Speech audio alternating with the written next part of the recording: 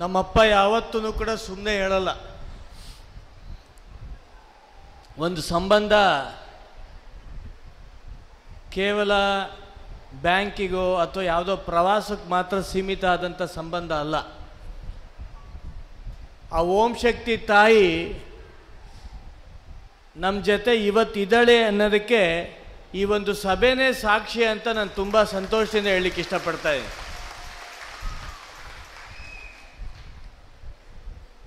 ಮಾರಿಕಾಂಬೆ ಜಾತ್ರೆ ಹೋದ ಮಂಗಳವಾರ ಬೆಳಿಗ್ಗೆ ತಾಯಿಗೆ ಎಡೆ ಕೊಟ್ಟು ಬಂದ್ವಿ ಮನೆಗೆ. ಸುಮಾರು 7:15 ಬಂದ್ವಿ.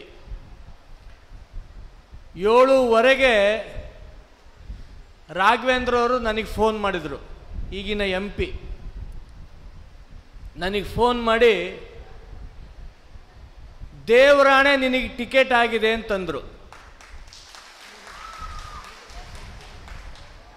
ದೇವರಾಣೆ ನನಗೆ ಶಿವಮೊಗ್ಗ ಅಲ್ಲ ಹಾವೇರಿ ಲೋಕಸಭಾ ಕ್ಷೇತ್ರದ ಟಿಕೆಟ್ ಆಗಿದೆ ಅಂತಂದರು.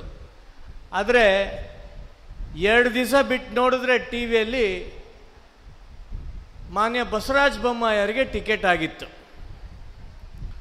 ಅಂದರೆ ದೇವ್ರ ಮೇಲೂ ಕೂಡ ಆಣೆ ಮಾಡಿ ಕತ್ತನ್ನು ಕೊಯ್ಯುವಂಥ ಕೆಲಸ ಮಾಡ್ತಾ ಇದ್ದಾರೆ. ಇದಕ್ಕೆ ಆ ಭಗವಂತನೇ ನೋಡ್ಕೊಳ್ಳಿ ಅಂತ ಈ ಒಂದು ಸಂದರ್ಭದಲ್ಲಿ ನಾನು ಕೇಳ್ಕೊಳಕ್ಕೆ ಇಷ್ಟಪಡ್ತಾ ಇದ್ದೀನಿ. ಯಾಕೆ ನನಗೆ ಈ ರೀತಿ ನಮ್ಮ ಕುಟುಂಬಕ್ಕೆ ಈ ರೀತಿ ಮೋಸ ಆಗ್ತಿದೆ ಅಂತ ನನಗೆ ಗೊತ್ತಿಲ್ಲ. ನಾನು ಮೋಸ ಆಗ್ತಿದೆ ಅಂತಲೂ ನಾನು ಹೇಳಲಿಕ್ಕೆ ಇಷ್ಟಪಡಲ್ಲ. ಆದರೆ ನನ್ನ ತಂದೆಯವರು ಯಾವತ್ತೂ ಕೂಡ ಹಿಂದುತ್ವದ ಪರವಾಗಿ ಹೋರಾಟ ಮಾಡ್ಕೊಂಡು ಬಂದಿದ್ದಾರೆ. ಜೊತೆಗೆ ಕೊನೆಯವರೆಗೂ ನನಗೆ ಅವ್ರು ಹೇಳಿರೋದು ಒಂದೇ ಒಂದು ಮಾತು,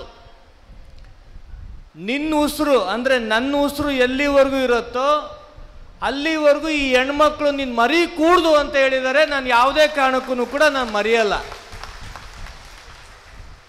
ನಾನು ಯಾಕೆ ಹೇಳ್ತೀನಿ ಅಂತಂದರೆ, ಮೊನ್ನೆ ಮಾರಿಕಾಂಬೆ ಜಾತ್ರೆ ಆಯಿತು. ಕೆಲವು ನಮ್ಮ ಹೆಣ್ಮಕ್ಳು ನಾವು ಕೊಟ್ಟಂಥ ಬಾಗಣ ಕೊಟ್ಟಂಥ ಸೀರೆ ಉಡ್ಕೊಂಡು ಬಂದಿದ್ದೀರಿ, ಚೆನ್ನಾಗಿದೆ ಅಂತ ಅಂದ್ಕೊಂಡಿದ್ದೀನಿ. ಯಾವತ್ತೂ ಕೂಡ ಹೇಳಲ್ಲ ನೀವು ಚೆನ್ನಾಗಿಲ್ಲ ಅಣ್ಣ ನೀವು ತಂದಿ ಸೀರೆ ಅಂತಲೇ ನೀವು ಹೇಳೋದು ನೀವು. ಆದ್ರೂ ಕೂಡ ಅನೇಕ ವರ್ಷಗಳ ಸಂಬಂಧ.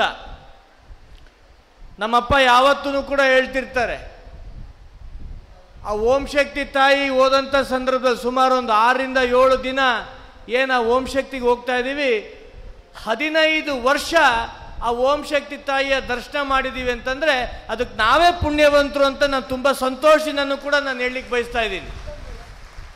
ಕೇವಲ ಓಂ ಶಕ್ತಿಗೆ ಮಾತ್ರ ನಾವು ಹೋಗಲ್ಲ, ಹೋಗಂಥ ದಾರಿಯಲ್ಲಿ ಅನೇಕ ದೇವಸ್ಥಾನಗಳು ನಮಗೆ ಸಿಗ್ತಾ ಹೋಗುತ್ತೆ. ಯಾವತ್ತೂ ಕೂಡ ಪ್ರತಿ ವರ್ಷ ಒಂದಲ್ಲ ಒಂದು ದೇವಸ್ಥಾನಗಳು ನಾವು ಬದಲಾವಣೆ ಮಾಡ್ಕೊಳ್ತಾ ನಮ್ಮ ಕುಟುಂಬಕ್ಕೆ ಒಳ್ಳೇದಾಗಲಿ, ನಮ್ಮ ಊರಿಗೆ ಒಳ್ಳೇದಾಗಲಿ, ನಮ್ಮ ದೇಶಕ್ಕೆ ಒಳ್ಳೇದಾಗಲಿ ಅಂತ ನಾವು ಕೇಳ್ಕೊಳ್ತಾನೆ ಬರ್ತಾ ಇದ್ದೀವಿ. ಈ ಬಾರಿನೂ ಕೂಡ ನಾವು ಕೇಳ್ಕೊಂಬಂದಿರೋದೇನು, ಈ ದೇಶದಲ್ಲಿ ಮತ್ತೊಮ್ಮೆ ನರೇಂದ್ರ ಮೋದಿಯವರು ಮತ್ತೊಮ್ಮೆ ಪ್ರಧಾನಮಂತ್ರಿ ಆಗಬೇಕು, ನನ್ನ ತಂದೆಯವರು ಶಿವಮೊಗ್ಗ ಕ್ಷೇತ್ರದ ಲೋಕಸಭಾ ಸದಸ್ಯರು ಆಗಬೇಕು ಅಂತ ನಿಮ್ಮೆಲ್ಲರ ಪರವಾಗಿ ನಾವೆಲ್ಲರೂ ಕೂಡ ಇವತ್ತು ಕೇಳ್ಕೊಳ್ತಾನೆ ಬಂದಿದ್ದೀವಿ.